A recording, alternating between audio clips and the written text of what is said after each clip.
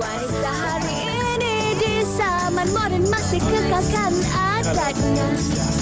Dihormati, disayangi, disanjungi.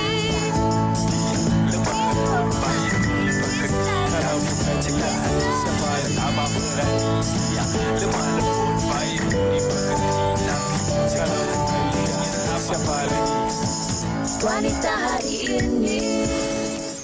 Assalamualaikum dan salam sejahtera. Apa khabar anda semua penonton wanita hari ini? Harapnya anda dalam keadaan sihat, baik dan mungkin malam tadi dapat tidur yang lena. Dan hari ini kita bangun dengan satu semangat yang baharu walaupun Uyaina kita sedar apa yang sedang berlaku di dunia ketika ini. Betul. Dan hari ini 19 Oktober 2023, okey, yang mana dah masuk hari ke-11 serangan dari Israel ke Palestin sedang pun berlaku sekarang ini. Semalam saya dan Sugi ada bercakap tentang yang mana Israel telah pun mengebom hospital di Gaza dan berkemungkinan akan mengebom lagi 4 lagi hospital lain yang masih lagi beroperasi di Gaza pada saat ini.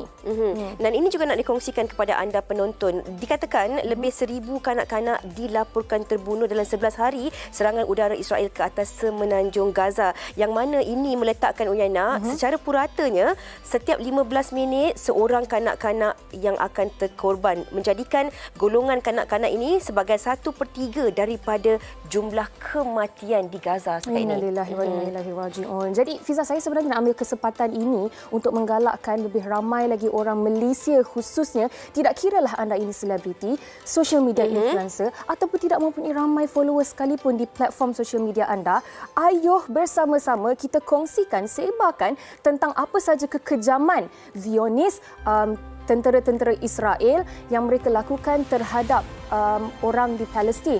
Kerana saya kira kalau kita berdiam diri, kita dah menyahut propaganda dari Israel yang mahukan masyarakat dunia untuk terus berdiam diri.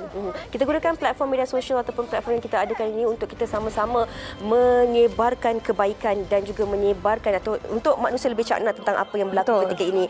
Dan berikutan ini juga Uyaina, berikutan krisis kemanusiaan yang berlaku di Palestin ketika ini, Media Prima telah pun mengaktifkan semula tabung kemanusiaan Palestin Media Prima yang sumbangan orang ramai melalui tabung ini akan digunakan bagi membantu mangsa-mangsa yang terkesan akibat daripada krisis ini. Ayo hulurkan bantuan kepada mangsa krisis kemanusiaan di Palestin melalui tabung kemanusiaan Palestin Media Prima menerusi akaun bank muamalat 1401 0008 844715 atau Maybank 5642 7651 0331. Baiklah, itu tentang apa yang berlaku di Gaza dan juga di Palestin. Baiklah, kalau kita kembali kepada keadaan kita hari ini, Uyaina, kita juga harapkan anda semua dalam keadaan yang sihat, baik dan juga sejahtera hendaknya. Tapi Yana perasan tak pagi tadi kalau kita lihat keadaan cuaca Jerebu ni agak macam sedikit merisaukan kan? Ini yang nak dikongsikan juga bersama dengan anda penonton, yang mana kalau mengikut laporan di Klang, Selangor mencatatkan indeks pencemaran udara tidak sihat setakat 9 pagi tadi dengan bacaan 154. Ini yang dapat kita baca daripada laman sesabang Sistem Pengurusan Indeks Pencemaran Udara Malaysia, PIMS, iaitu Jabatan Alam Sekitar, yang mana sejumlah 51 kawasan, Uyaina, merekodkan bacaan IPU pada tahap sederhana 51 hingga ke 100, manakala 16 kawasan lagi mencatatkan bacaan IPU baik, iaitu kurang daripada 50. Dan sebenarnya kan Fiza, semalam kita ada juga memberikan update tentang IPU ni. Kalau semalam di Petaling Jaya tu 152, hari ini dah jadi 154. Jadi berlaku peningkatan di situ. Kita harapkan anda semua cakna tentang keadaan ini. Kalau nak keluar rumah tu, kalau tak ada perkara penting yang memerlukan anda untuk keluar, eloklah berada sahaja di dalam rumah, khususnya buat anak-anak kecil. Bagi golongan yang berisiko. Tapi dalam keadaan Jerebu ni, kita pun sendiri kena bertanggungjawab. Jadi kita kena elakkan daripadanya melakukan sebarang pembakaran terbuka. Kena minum air kosong dengan secukupnya. Khususnya bagi mereka yang berisiko lah, kalau kita ada orang tua, ibu bapa dekat rumah ataupun anak-anak yang mungkin ada masalah asma dan sebagainya. Seperti Uyaina katakan tadi, kalau tak ada urusan yang penting, mungkin kita boleh kurangkan melakukan aktiviti di luar. Okey, hari ini kita nak kongsikan juga sesuatu kepada anda penonton-penonton. Kalau kita cakap tentang anak-anak kecil ataupun kita bercakap tentang diri kita sendiri sebagai seorang ahli masyarakat, sebagai seorang anak, adik-beradik dan sebagainya, pastinya kita tak terlepas daripada mempunyai pelbagai perasaan. Ada emosi sedih, gembira, suka dan duka. Dan kadang-kadang kita juga merasakan bahawa kita sebagai seorang anak ini bertanggungjawab untuk memberi kembali kepada keluarga. Betul. Dan seringkali kita bawakan di Wanita Hari ini tentang hak seorang isteri, hak seorang wanita. Hari ini kita nak bawakan pula topik berkaitan dengan hak seorang anak. Adakah kita ni cakna dan tahu tentang hak seorang anak? Mungkinlah kita sendiri sebagai anak ataupun anak-anak kita sendiri, tahukah mereka tentang hak mereka?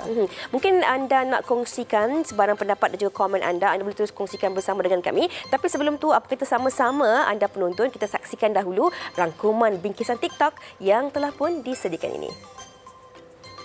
Pernah tak korang ada anak ataupun kawan-kawan adik-beradik yang dengan family dia jadi pendiam sangat sampai kalau orang tanya pun dia tak nak cakap. On the contrary, dengan kawan-kawan dia jadi ceria, dia boleh bercakap. Pelik tak? Saya dapat dengan pasti ada 3 masalah utama. Yang pertama ialah dia sendiri memang personality dia introvert. Yang kedua ialah dia pernah diperlekehkan. Ada adik-beradik dia yang cakap, engkau ni nak cakap pun lambat, baik dah cakap. Ataupun bila dia cakap, orang akan main-mainkan. Dan yang ketiga ialah dia ada emotional trauma. Either family tu ialah mak ayah ataupun adik-beradik. Sampai dia remaja ataupun sampai dia dewasa, dia tak lepaskan trauma tu dan dia masih menyimpan perasaan sedih tentang benda tu. Ada orang tu dalam circle tu, dia akan pilih untuk berdiam diri. Bila kau anak pertama dalam family, orang akan letak satu harapan yang tinggi dekat engkau. Engkau kena jadi satu contoh yang baik untuk adik-adik. Bila semua bergantung harap dekat anak sulung, habis tu anak sulung ni nak bergantung harap kat siapa? Siapa akan dengar bila diorang ada masalah? Dengan siapa diorang boleh bercakap? Bila masa tu hari diorang tak best, mak ayah harap anak pertama diorang ni anak yang perfect, anak yang boleh jadi contoh, anak yang boleh jadi ibu bapa kedua untuk adik-adik diorang. Sedangkan anak sulung ni adalah saksi untuk kesusahan, keperitan mak ayah diorang lalui. Macam mana susahnya diorang cari duit, macam mana struggle-nya diorang nak besarkan family yang kecil ni. Bukan senangnya nak jadi anak sulung, nak kena berkorban. Anak sulung ni lah yang mengajar macam mana ibu ayah tu nak jadi seorang ibu dan ayah.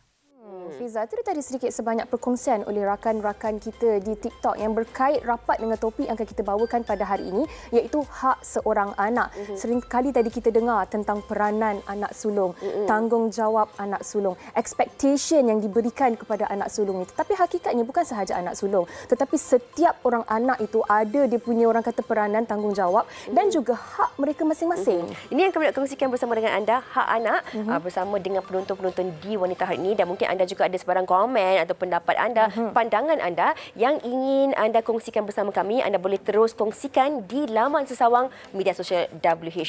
Kita nak berehat dahulu, Yana. Kita kembali selepas ini di Wanita Hari ini dengan hak seorang anak. Wanita Hari ini. Wanita Hari ini. Makan macam ni barulah kuat balik. Lepas tu muka pun nampak berseri. Ya, Sofia. Setiap orang ada kebaikan dan keburukan masing-masing.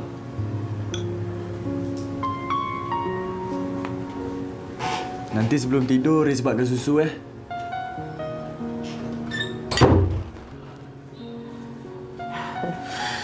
Haris, anak yang soleh, pandai jaga mama.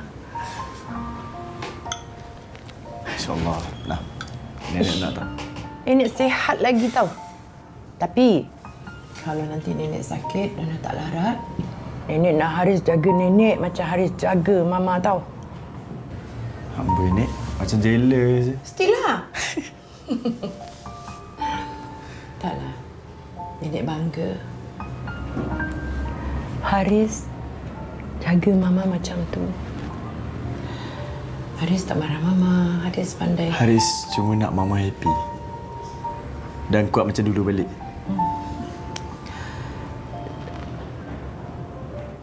Itu dia tadi sedutan drama Semua Salahku. Itu antara sedutan drama. Tapi situasi ini juga mungkin berlaku dalam kalangan masyarakat kita tentang bagaimana kadang-kadang anak tu hilang kasih sayang seorang ibu ataupun ayah, dan bagaimana seorang anak juga menginginkan sesuatu daripada ibu bapa mereka yang mungkin kadang-kadang mereka rasa diri mereka diabaikan dan terabai. Betul. Dan tanpa membuang masa lagi, elok kita perkenalkan tetamu kita di studio.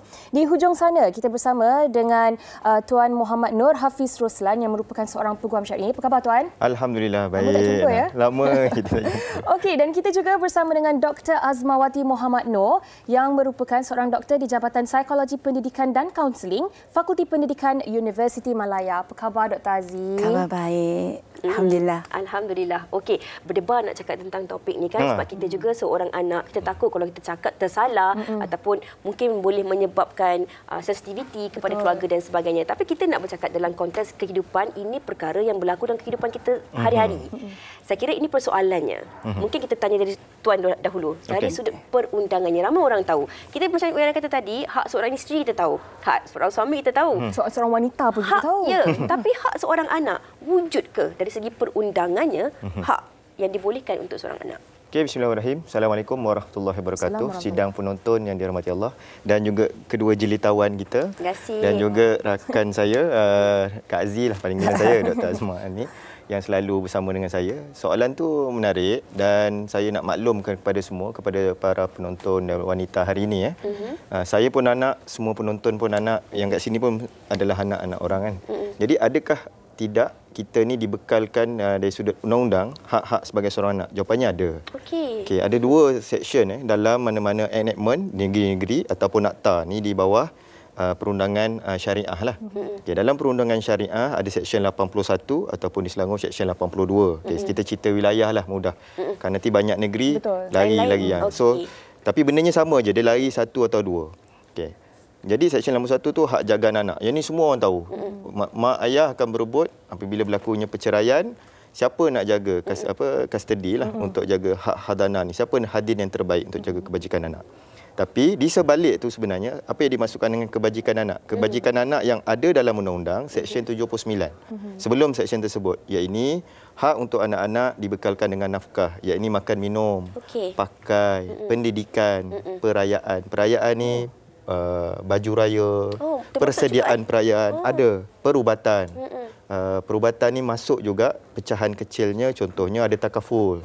Contoh, sebab kalau contoh dia bukan bapa ni ataupun ibu ni bukan government servant, dia swasta, tak semua company swasta yang covered kan. Kalau masuk hospital yang besar-besar lah, tiba-tiba 25,000 dan sebagainya. Jadi takaful kena ada untuk covered. So benda itu benda yang sama. So inilah dia hak-hak sebagai seorang anak yang kalau di luar sana pendengar, walaupun anda dah umur 18 tahun, 19 tahun, dan sebelum ni saya rasa sebelum ni ada, tapi kejap tak ada. Ada tu mak saya je, ayah saya tak pernah involve in our picture. So macam mana? Jawapannya, anda semua berhak melalui section 79 untuk hadir ke mahkamah dan mohon untuk hak nafkah anak. Ada dua hak nafkah anak yang boleh diminta di hadapan mahkamah nanti. Dituntutlah ya? Yes. Satu, kes induk. Satu lagi, sepanjang kes induk tu nak berjalan, tak tahu nak habis bila, katalah habis tahun ke 2 tahun, ada interim nafkah anak pun boleh. Kita sendiri sebagai anak boleh minta? Ya. Selalu isteri minta kat bekas suami kan? Betul. Anak jadi anak minta kepada mak bapak lah kan? Ada. Apa yang Tuan kongsikan ni, teringat saya satu filem Iran, tajuknya Capernaum. Anak ni berusia 5 tahun, dia bawa mak bapak dia pergi ke mahkamah, dia sue mak bapak di mahkamah sebab mak bapak dia ni ibaratnya dalam kata kasarnya tahu buat anak je, tapi nak menjaga kebajikan anak itu tidak tahu. Nanti kalau anda yang menonton ni bolehlah cari cerita tu, Capernaum. Baik, Dr. Aziz, apa yang Tuan tadi kongsikan itu berkaitan dengan peruntukan dari segi undang-undang, hak seorang anak dari segi undang-undang. Tetapi mungkin ada hak dari sudut moraliti. Kita sebagai seorang manusia, sebagai seorang ibu dan ayah, pastinya ada sesuatu yang perlu kita berikan kepada anak-anak kita walaupun tidak diperuntukkan dalam undang-undang. Sebagai contoh, mungkin anak-anak ini kalau ada dalam kalangan mereka yang terpaksa menggalas tugas ibu bapa pula. Khususnya mungkin kepada anak sulung. Jadi dari sudut ini, Dr. Aziz, apa pandangan doktor? Terima kasih. Soalan yang sangat baik. Sebenarnya pada pandangan saya yang paling penting tadi, mungkin tadi sahabat saya tertinggal, iaitu hak kasih sayang yang patut diberikan ya oleh ibu ayah kepada anak-anak tu. Memanglah anak-anak tu bila dah keluar, mereka tidak meminta, tetapi itu adalah tugas tanggungjawab seorang ibu ayah untuk memberikan kasih sayang yang tidak, orang kata apa, tidak berbelah bagi. Dan tadi saya suka bila Uyana sebut bahawa bila dah ada, mungkin ada anak yang lain, mereka tugas-tugas ini digalas oleh anak-anak sebab mungkin ibu ayah melepaskan tanggungjawab dan mereka terpaksa bekerja. Betul. Dan anak-anak ini terpaksa membantu ibu dan ayah. So sebenarnya secara tidak langsung dia memberikan kesan. Kesan kerana anak-anak ini tidak dapat membesar dengan sewajarnya. Contohnya mereka di kala ini mereka digalakkan untuk bermain. Tetapi terpaksa menggalas tanggungjawab yang amat berat, iaitu menjaga adik-adik yang kecil. Dan suka saya katakan bahawa tugas ini tidak semestinya kepada anak sulung saja, mungkin anak-anak yang lain. Tetapi selalunya anak sulung selalu di orang kata apa, diberi untuk menggalas tanggungjawab yang amat berat ini. Kenapa? Kerana ini katanya bila kita dah menjadi anak sulung tu, you perlu menjadi seorang contoh, sebagai contoh yang baik kepada adik yang lain. Dan sebenarnya ini mungkin tidak berapa adil kerana anak-anak ini juga ingin membesar, ingin mendapatkan kasih sayang dan ingin orang kata apa, seperti rakan-rakan yang lain. So di sinilah boleh memberikan kesan kepada kesihatan mental mereka sebenarnya. Okey. Saya nak ambil sikit daripada apa yang Dr.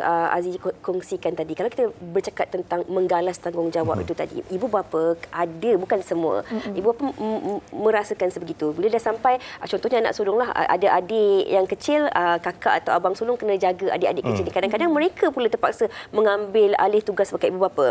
Dan ada kaitannya dengan apa yang Tuan Hafiz katakan tadi tentang tuntutan seorang anak. Kadang-kadang anak tu dah umur 15-16 tahun, mungkin dia nak beli kasut bola ke, nak beli jersey bola ke, ataupun nak beli pakaian cantik ke, ibu atau ayah kata okey, nak beli kena kerja sendiri. Ini mungkin boleh mengganggu-gugat proses pembesaran seorang anak itu. Tetapi kadang-kadang seorang ibu ini, apabila seorang anak itu merasakan bahawa itu bukan tugasan mereka, kebiasaannya kalau kita baca di media sosial, perkongsian-perkongsian, ibu-ibu akan mengatakan bahawa kalau anak ingkar, anak ini seakan-akan cuba untuk menderhaka kerana anak-anak ini dilahirkan, ibu ini mengandung selama 9 bulan, sakit perut dan sebagainya. Ayat-ayat sebegini yang kadang-kadang menyebabkan anak-anak itu mungkin mengalami tekanan dan takut akan hak mereka ini. Okey, terima kasih. Seperti saya katakan tadi, tanggungjawab seorang anak sulung itu amat berat apabila mendapat mungkin ibu ayah yang mempunyai pandangan sebegini.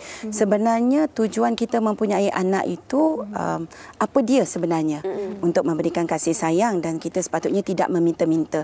Tetapi apa yang kita lihat, ya, banyak juga kes-kes klien saya yang kita terima bahawa apabila ibu ayah memberikan tekanan yang amat besar, dan bila ini terjadi, ini mungkin daripada segi gaya asuhan ibu bapa itu sendiri, authoritarian.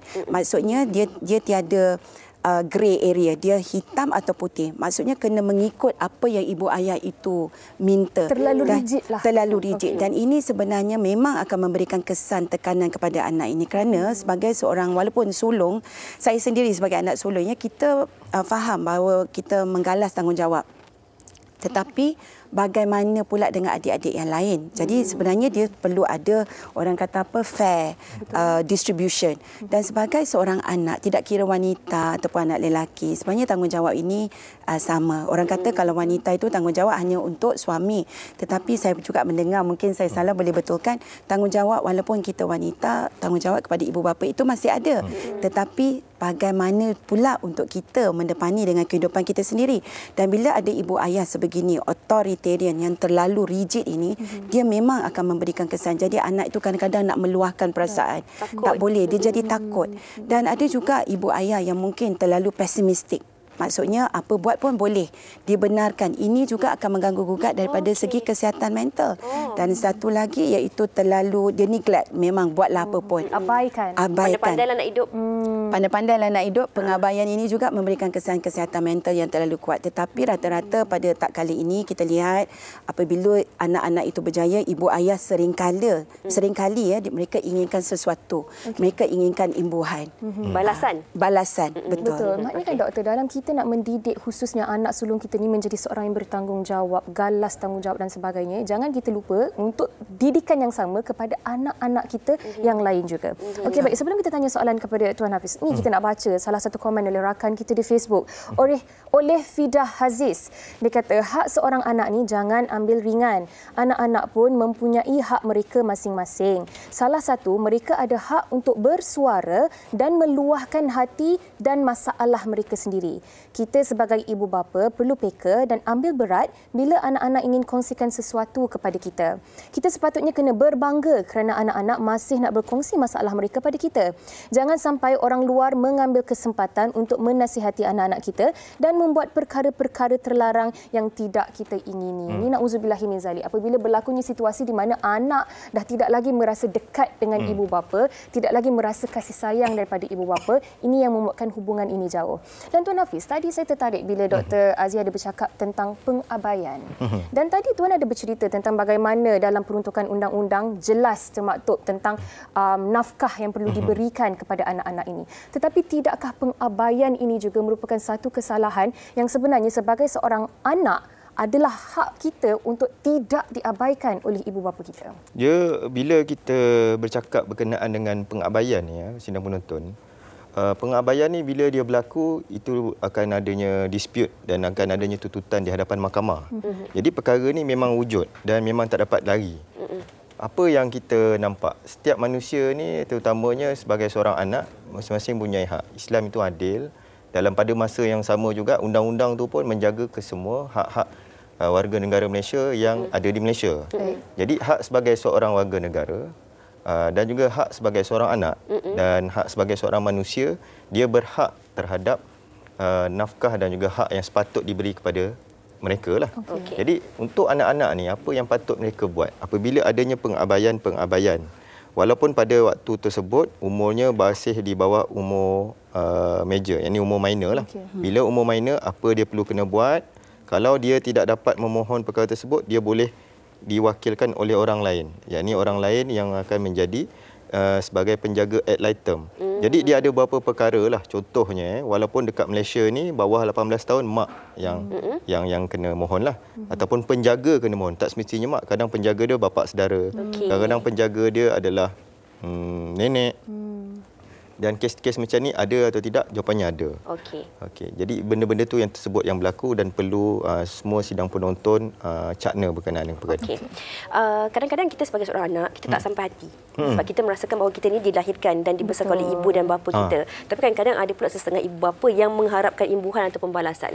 Seperti yang Dr. Aziz katakan tadi. Dan anak-anak akan merasakan bahawa okey, dah kerja memang kena balas jasa ibu dan ayah, kena bantu keluarga dan sebagainya. Tetapi berbalik kepada hak itu tadi, Tuan Hafiz, ada ketikanya anak-anak ni dah pun cuba melakukan yang terbaik untuk keluarga, membantu adik-beradik dan memberikan yang terbaik untuk ibu dan ayah dan sebagainya. Tetapi sampai satu masa ada ketikanya mungkinlah, contohnya seperti macam kadang-kadang ada anak dia hadiahkan ibu ayah di kereta, ada anak dia hadiahkan ibu bapa dia barang kemas ataupun rumah dan sebagainya. Adakah itu hak mutlak seorang anak ataupun ibu bapa ataupun keluarga boleh merampas dan mengambil hak itu sebenarnya? Okey, jadi yang ni semua penonton yang ada pada wanita hari ini dan juga sidang, kita kena faham dia punya betul-betul perbezaan yang ketara berkenaan dengan hak yang perlu didapati dan hak yang perlu diberi. Okey, jadi hak dan tanggungjawab ni dia memang saling berkait. Akan tetapi kalaulah contohnya dalam situasi tersebut anak ni memang dah melaksanakan tanggungjawabnya dengan baik, cuba membantu dan sebagainya, memahami kepayahan keluarga, membantu untuk sama ada ibu, adik-beradik yang lain, tapi the burden ataupun beban bukanlah hanya sekadar pada seorang anak ataupun dua anak atau tiga orang anak, masing-masing mengikut kemampuan masing-masing. Pemberian mereka itu adalah bukan kewajipan, tetapi adalah satu kehendak ataupun satu amal kebaikan kepada ibu, kepada ahli keluarga yang lain. Dan ini adik-beradik dia. Apa namanya tadi? Kebaikan. Maksudnya kita tak panggil sedekah, kita tak panggil sebagai hadiah. Itu sebagai satu kebaikan yang dibuat oleh seseorang individu terhadap individu yang lain, tetapi dia adalah sebagai seorang adik-beradik ataupun ibu. Dia ada pahala kat situ lah. Atas rasa tanggungjawab. Atas rasa tanggungjawab. Tetapi kata kunci dia mengikut kemampuan. Okey. Dalam pada masa yang sama, individu-individu tersebut ada sendiri liability ataupun tanggungjawab hakiki dia.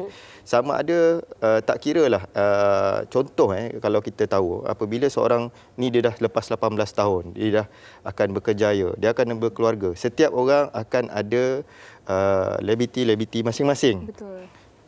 Kalaulah kata saya pernah pesan sebelum ni dalam Wanita Hari Ini, walaupun gaji kita contoh kecil RM1,000, boleh bagi RM50. Jangan kau gaji RM1,000 bagi RM900 di luar kemampuan. Loan kereta tak boleh bayar. Lepas tu nanti financing rumah pun tak boleh. Betul. Katalah pula tiba-tiba berkeluarga, ada pula susu anak dan sebagainya. Jadi adakah boleh tiba-tiba yang lain ini mengecam orang yang selalu ataupun kita panggil breadwinner kepada family ini apabila dia dah berkeluarga ataupun dia dah buat justifikasi bahawa dia perlu melepaskan hak-hak tertentu dan sebagainya, dan apabila itu hak dia boleh atau tidak? Jawapannya boleh. Dari sudut undang-undang dia boleh. Tidak ada salah. Mungkin dari sudut kalau orang nak cakap, kenapalah kau tak kesian ke apa ke. Lupa diri lupa diri. Ni bukan isu lupa diri, bukan atas isu kesian dan sebagainya. Isunya sama macam dalam faraid. Tak ada seorang pun yang boleh mempertikai hak faraid kamu, walaupun contoh tak jumpa nak dekat 20 tahun, tapi disebabkan dia adik-beradik lelaki, dia tidak pernah membunuh dan bukan dia bunuh pun si mati, dia dapat tak? Dia dapat. Walaupun dia kata bergaduh waktu tengah hidup tu. Jadi sama juga dalam konsep ni. Itu harta kamu, kamu boleh, sama ada kamu nak beranakkan harta kamu, nak jual harta kamu dan sebagainya, itu hak kamu. Kamu nak beri, kamu boleh beri. Mana yang kamu dah beri tersebut dan memang sebagai hadiah, itu hak dia. Tak boleh dia ambil balik. Tapi kalau dah memang itu harta kamu, tumpangkan dan sebagainya, tiba-tiba kamu nak jual, kamu nak beranakkan ataupun nak kembangkan lagi. Kembangkan lagi ni contoh kalau sebuah rumah, kita nak, orang panggil apa? Bagi sewa ke? Bagi sewa ke, extend lagi rumah tersebut lagi cantik ke, renovate. Adakah salah? Jawapannya tak salah. Okey, banyak kita dah faham daripada apa yang Tuan kongsikan tadi. Dan saya juga nak menyentuh satu aspek. Tetapi sebelum kita tanya kepada Dr. Azzi, kita nak dengar juga pendapat orang ramai tentang topik kita pada hari ini, iaitu hak anak. Jom kita saksikan.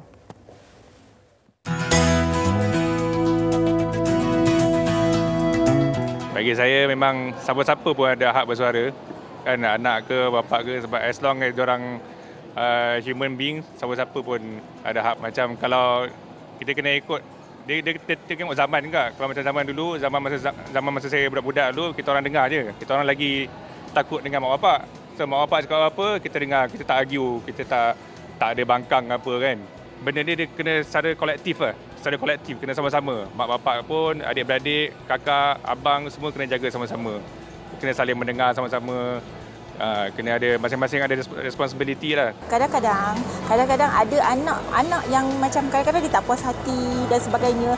Sebab kalau contoh kita tak nak ambil tahu pasal pendapat dia, sebab itulah jadi pemberontakan. Anak-anak jadi dia luah dekat kawan-kawan, dia pergi lepaskan dekat kawan-kawan. Jadi sebab tu kita kena apa-apa yang kita nampak anak kita lain ke apa ke, kita kena duduk dengan dia, tanya dia apa yang dia tak puas hati. Mungkin daripada situ kita boleh berubah untuk bagi anak tu lebih rapat dengan kita. Untuk anak tu ada. Sebab kita kena dengar juga pendapat pada anak supaya kita boleh perbaiki setiap apa kesalahan ataupun sesuatu yang terjadi tu mesti ada sebab. So bila anak bersuara, ibu bapa boleh ambil action, ambil benda tu sebagai apa yang boleh diperbaiki untuk family. Actually kita kena sama rata. Kalau kita ada 3 orang anak, kita kena bahagikan tanggungjawab yang sama.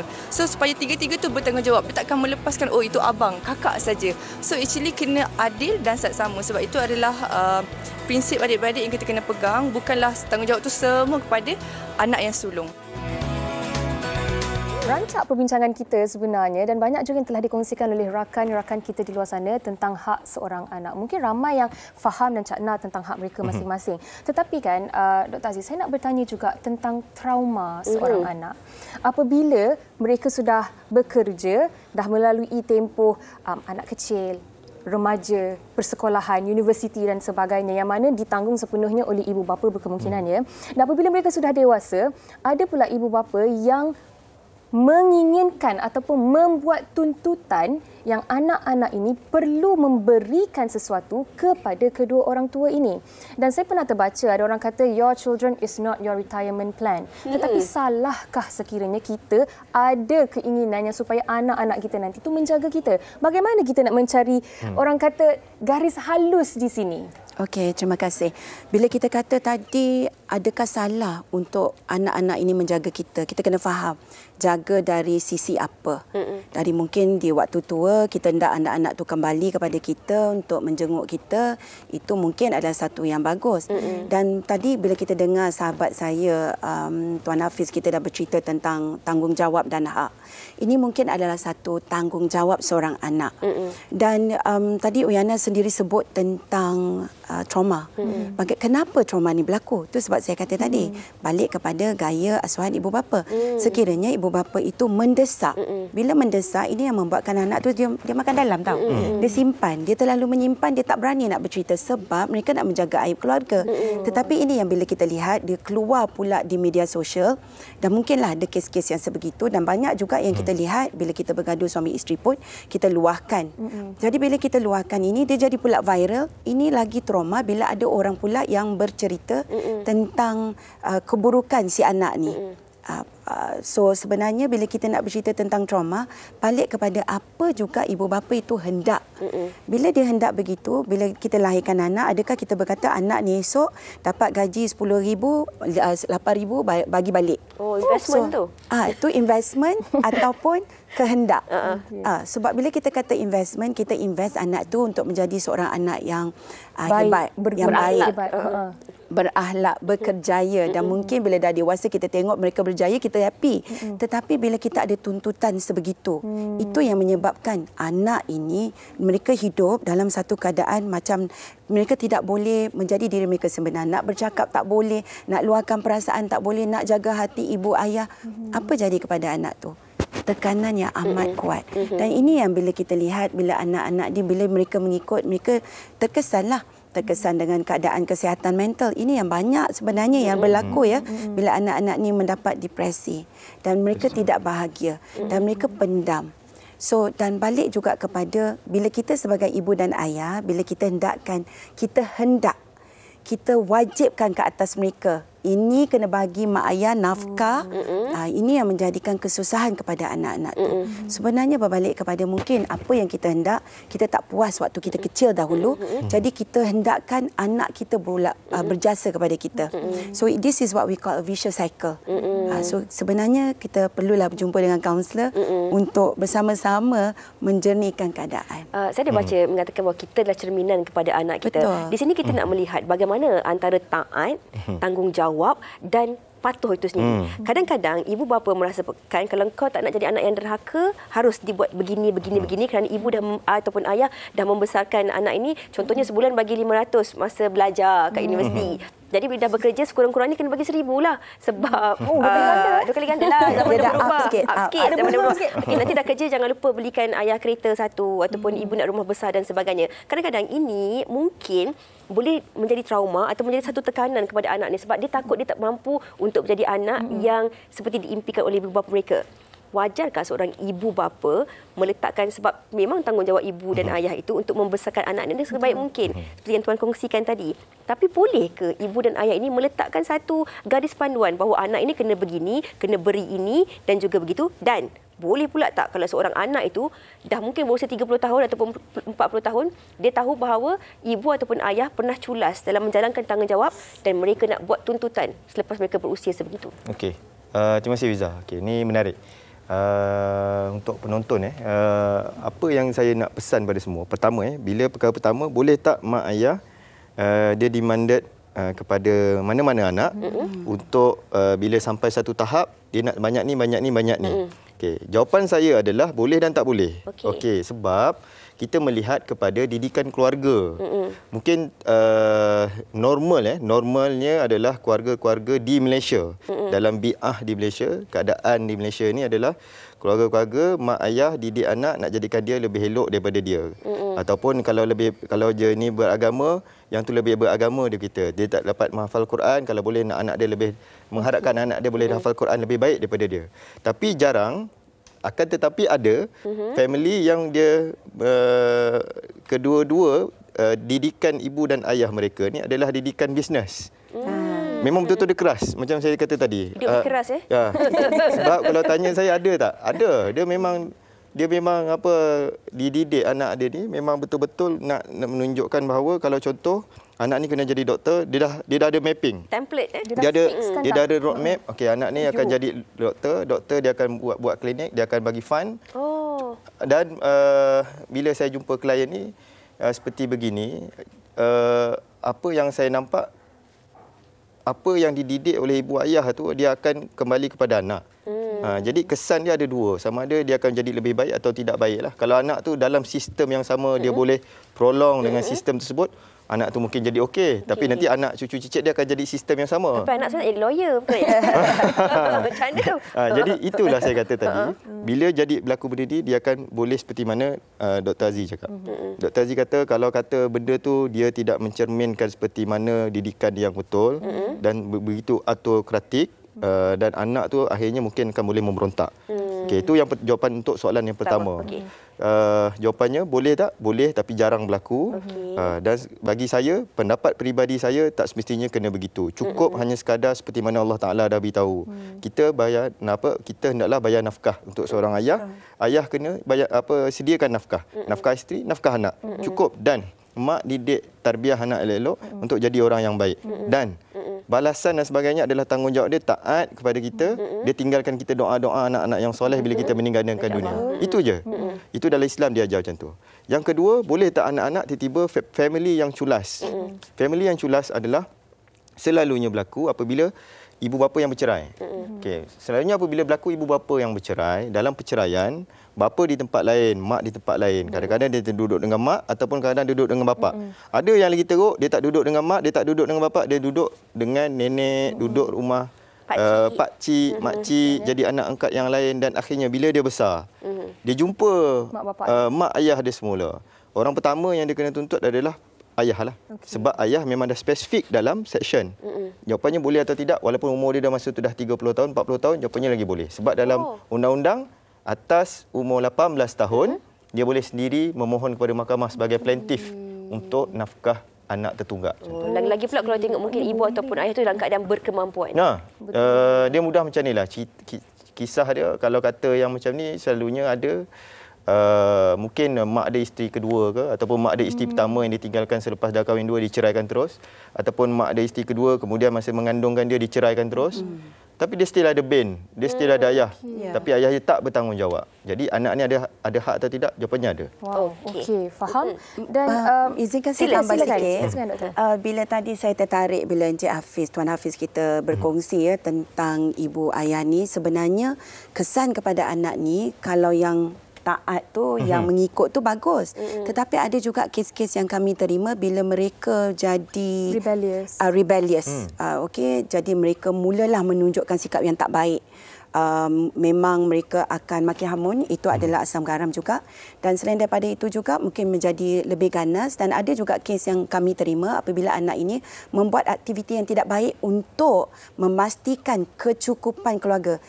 Asalnya nak jadi bertanggungjawab dan taat, tetapi membuat kerja-kerja yang tidak elok untuk mendapatkan sumber rezeki mungkin yang tidak halal.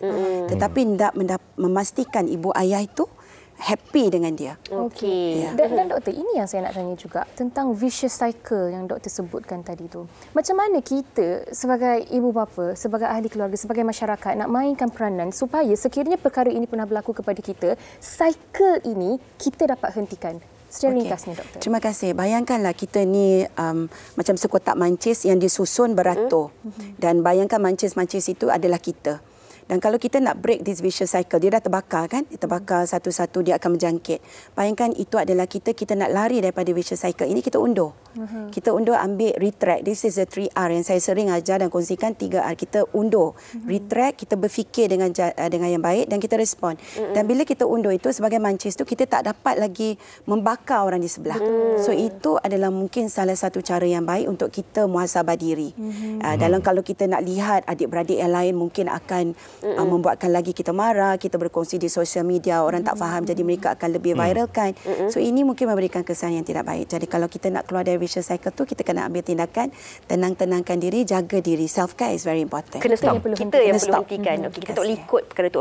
Saya nak curi sedikit masa penerbit, nak tanya soalan terakhir ni kepada Tuan Hafiz. Tapi kita nak baca komen penonton dulu. Boleh. Daripada Michelle Lim. Dia kata, ada ketikanya ibu bapa yang suka memburukkan anak sendiri, terutama anak yang kurang baik di mata mereka. Suka mengungkit sebab tak kenal budi. Saya kira ini berlaku banyak dalam kalangan masyarakat kita.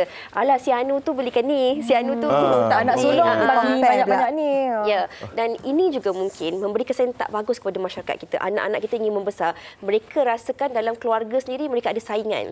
Mereka terpaksa menjadi yang terbaik dan sebagainya. Bagaimana kita nak rumuskan topik ini untuk kita ingatkan diri kita sebagai seorang anak, mungkin sebagai seorang ibu dan bapa, dan juga kepada penonton-penonton kita. Ni toxic family ni. Betul. Okey, untuk sidang penonton di luar sana wanita hari ini dan juga semua yang mendengar program kita pada hari ini. Pertamanya saya nak ingatkan baik ibu ayah dan juga untuk semua anak-anak. Perkara paling pokok yang kita kena faham dan kita kena tahu adalah bahawa setiap manusia ni dia ada kelebihan dan kekurangan masing-masing. Apabila memahami kelebihan dan kekurangan masing-masing, apatah lagi dalam keluarga, adik-beradik, ibu dan ayah, maka kat situ kita faham ada masa kita perlu hormat, ada masa perlu kita taat dan ada masa kita perlu diam. Diam ni seperti mana yang rakan beritahu tadi berkenaan dengan Dr. Aziz kata kita kena retract sekejap, berhenti sekejap.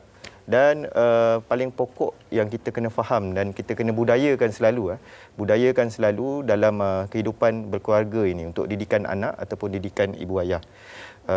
Balik semula kepada tunjang utama dalam sesebuah kekeluargaan Islam. Apa dia? Iaitu kembali semula untuk solat berjemaah. Benda ni dah lama sangat dan ramai orang tinggal, terutama di Lembah Kelang. Sebab saya faktor demografi ya. Sebab kenapa saya kata di Lembah Kelang ni kehidupan dia very fast. Kita hektik. Kita terlalu laju. No dah end Oktober. Tiba-tiba masa macam baru bulan 1. Tiba-tiba ada jamuan raya apa semua itu, tiba sekarang dah bulan 10 lagi 2 bulan dah nak habis. Jadi terlalu laju. Apa yang perlu dibuat? Ambil peluang dalam 5 waktu, mungkin 1 waktu untuk itu saya panggil macam umpama kita satu family berehat seketika, bersama-sama seketika walaupun sekejap. Dan kemudian apa yang saya boleh pesan kepada semua, banyakkan pembacaan dan faham berkenaan dengan hak masing-masing supaya kita saling menghormati antara satu sama lain. Okey. Baik, saya kira itu antara rumusan terbaik untuk perbincangan kita pada hari ini berkenaan dengan hak anak. Terima kasih banyak-banyak kepada Tuan Muhammad Nur Hafiz Roslan dan juga kepada Dr. Azmawati Muhammad Nur atas perkongsian pada hari ini yang saya sebenarnya rasa macam tak... Ada banyak lagi nak ditanyakan dan saya kira anda juga penonton mungkin ada banyak komen-komen anda, tapi insyaAllah dari masa ke semasa kami akan santuni topik ini. Terima kasih banyak-banyak sekali lagi dan semoga apa yang dikongsikan oleh Dr. Aziz dan juga Tuan Hafiz ini dapat memberi banyak manfaat kepada kita untuk kita refleks diri kita. Jangan kita pun rasakan kadang-kadang jangan pula sampai kita rasa diri kita terlalu bagus ataupun menjadi riak dan sebagainya. Sama-sama kita ketahui hak kita dan rasa bertanggungjawab terhadap keluarga kita, insya-Allah. Sebelum kita kata orang tu yang toksik, kita tanya dulu adakah kita pun seorang yang toksik. Okey, baik. Lepas ni Yana, saya nak bawa anda Tuan Hafiz dan juga doktor serta penonton untuk sama-sama belajar menikmati samosa. Jangan ke mana. Wanita hari ini. Wanita hari ini. Seperti yang dijanjikan, kita bersama dengan Kak Amy kita, Elmida, yang akan berkongsi tentang cara bagaimana nak buat samosa. Fiza, awak pandai tak buat samosa? Saya pandai makan je, tapi pernah cuba buat samosa, tapi pakai yang dough yang dah siap tu. Kedai Popiak kita ni lain sikit, ni memang Puan Nimela nak kongsikan sendiri. Mungkin boleh kongsikanlah. Susah ke tak susah nak buat samosa ni? Tak, senang je. Bismillahirrahmanirrahim. Sebab untuk makan pizza? samosa ni kita cuma fokus pada 2 bahan. Satu bahagian inti, satu lagi bahagian kulit. So, yang susah dia agak kulit sikit lah. Okey, sebelum kita ke kulit, untuk bahagian inti dia, apa bahan-bahan yang diperlukan? Okey, bahan utama kita buat sekarang ada inti 2, sama ada inti daging atau ayam. Lepas tu kita guna bawang, daun bawang dan rempah dia. Ni ada 3, kita dah campur rempah special lah. Dan juga kentang yang dilenyek. Okey. Kenapa kami rasa dulu samosa ni? Sebab kami nak tanya soalan penonton. Bukan kami suka-suka nak makan. Bila kita dah gigit ni, kulit samosa ni dia sangat-sangat crispy. Lepas tu inti dia ni rasa sedap sangat. Okey, penting ataupun tidak? Sebab kadang-kadang kita makan samosa ni dia macam dah liat kulit dia, jadi liat. Yang ini sangat crispy. Saya makan lagi lah. Sebab kita dapatkan tekstur yang rangup macam tu. Kita masa nak goreng ni dia ada cara dia. Boleh? Silakan tunjuk buat dia. Ni kilap. Ini kilap. Kira kulit ni buat sendirilah. Kulit buat sendiri. Ada tak tips macam mana nak buat kulit tu jadi sedap? Nak jadi crunchy macam ni bila digoreng? Okey, yang kulit nak jadi rangup ni, bila kita nak goreng, api tu tak boleh terlalu tinggi. Let's say kalau kita dah goreng 10 biji satu kuali, api slow. Lepas tu kita nak goreng lagi, tambah lagi 10. Api minyak dah panas kan? So kita kena tutup dulu biar dia sejuk sekejap. Tapi kan kalau kita tengok Yana, dia macam nampak rupa macam roti canai. Ya. Alah. Kalau nak tunjukkan kan, roti canai kulit dia macam ni. Oh, memang roti canai ke? Iya. Cuma roti canai kita buat lebih kurang besar-besar pinggan je kan. Ini dia besar. So ini contoh bila dah ditebak. Wow, besar betul. Bila dah tebak, dia akan jadi besar ni lah. Jadi, untuk dah dapatkan yang macam ni, lepas kita tebak ni, kita akan buat lapis dia dan kita gulung. Lepas tu baru kita potong ada sukatan dia lebih kurang besar ni. Lepas tu jadi macam ni. Sebab tu dia crispy sebab dia guna kulit roti canai. Ya, dia nipis lagi daripada kulit roti canai. Tapi yang Kak Amy memang sedap sangat-sangat. Alhamdulillah. Dan macam yang Fiza kata lah. Mungkin boleh cuba dengan kuah chutney. Wow. Ada setengah orang makan. Ada sudu tak? Ada sudu tak, Kak? Alat sudu ada. Punya sudu tu boleh? Okey. Kuah chutney. Memang makan samosa dengan kuah chutney? Selalunya makan chili sauce je. Chili sauce pun boleh. Okey. Apa ulang balik sudu ni? Sharing is caring orang kata.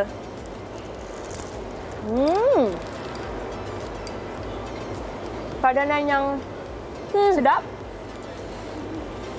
Dia sedap apa? Ataupun makan dengan ambil cili, sambil gigit, sambil makan samosa. Okey, sambil gigit samosa, gigit cili. Gigit cili. Tapi dah tak ada UC dia. Okey, saya ada lagi. Mari saya cuba. Bismillahirrahmanirrahim. Ni cili padi betul bagi ni. Ke nak cuba buat balut ke? Tak apalah, puan teruskan nak buat. Tak nak cuba? Sebenarnya kan kalau di Indonesia, diorang selalu makan macam ni. Betul. Makan terus dengan cili. Sebab dia ada rasa pedas-pedas tu kan. Ya, tak apa pun teruskan buat. Kami tolong rasa. Tak nak cuba ke? Ini yang Kak Amy cakap tadi tu, api tak boleh kuat sangat. Ya, api tak boleh kuat. Dia macam ni je. Sebab ada jugalah macam ni. Ada juga customer dia orang merungut kan. Bila beli, hasil dia punya ni, dia tak berapa rangup, masuk dia terus burn. Sebab minyak dah terlalu panas. Jadi minyak kena panas-panas macam ni je, nampak naik berbuih macam tu je. So, dia orang kata kan, kecil cili api pedas. Sama lah tu. Ni kira macam dia kena slow deep fry lah. Okey, tak apa. Sebab kita nak slow deep fry, kita kena berehat dahulu seketika. Lepas ni kita akan sekali lagi bersama dengan Kak Amy. Pedas ya. Berehat dahulu. Nak teh ais ke apa dia? Teh ais ke?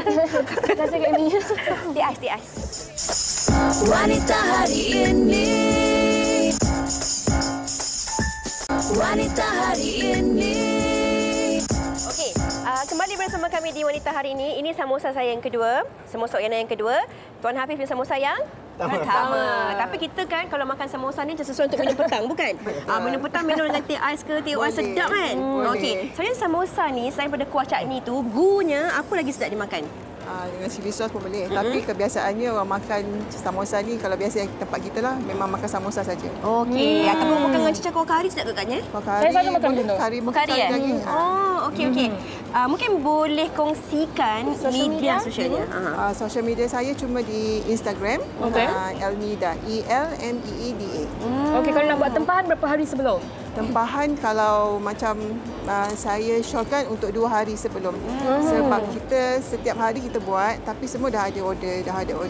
Baik. Kalau 2 hari sebelum tu kita dah boleh prepare lah untuk dia orang. Kenyang betul makan samosa dengan teh ais pula. Nanti kejap lagi jemput lah dengan teh suam. Kita bagi teh suam. Terima kasih kepada Kak Elmi dan kita atas perkongsian pada hari ini. Dan kalau kita bercakap tentang masakan ini, Uyaina, sebenarnya ada kaitannya juga dengan hubungan rumah tangga. So kadang-kadang bagaimana selain daripada komunikasi yang baik, bagaimana pasangan tu melayani ataupun menzahirkan rasa romantis terhadap pasangan tu ada pelbagai. Betul. Ada orang dia bagi bunga, ada orang dia bagi supplies, ada orang dia masak. Tapi kalau Fiza Sabjahan seorang yang romantik ataupun tidak dengan pasangan? Tak tahulah, pasangan tak ada. Saya kena tanya soalan tukar balik. Okey. Uyaina, sebagai Uyaina adalah seorang yang romantik atau plastik dengan pasangan? Saya seorang yang romantik. Alah. Tapi saya tahu pasangan dia romantik. Habis kita bagi bunga, macam-macam bagi surprise dan sebagainya. Okey, bagaimana anda dan pasangan anda romantik ataupun tidak, dan ataupun anda rasa bagi bunga, bagi hadiah itu romantik ataupun ada perkara lain sebenarnya yang akan menyemarakkan lagi rasa romantis dalam rumah tangga. Contoh, Tuan Rafi buat apa kat pasangan? Surprise. Makan. Tapi kadang-kadang perlu juga ada momen-momen plastik supaya orang kata fake it till you make it. Saya setuju dengan tu. Tapi nak tahu dengan lebih lanjut lagi, esok kita akan kongsikan perbincangan ini.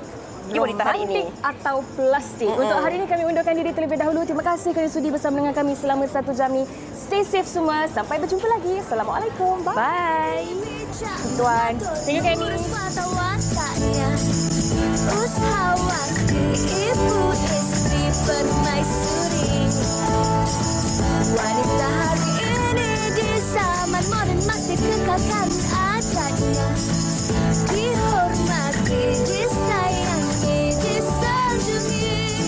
Dia usahawati aliran masa kini. Dia penyambung warisan Sri Kandidia. Lemah lembut baik budi pekerti, tapi cekal hati dia tambah berani pendidik. Puteri dalam hal jati diri dia, permaisuri kepada si suami, kepada anaknya. Dia ratu di hati.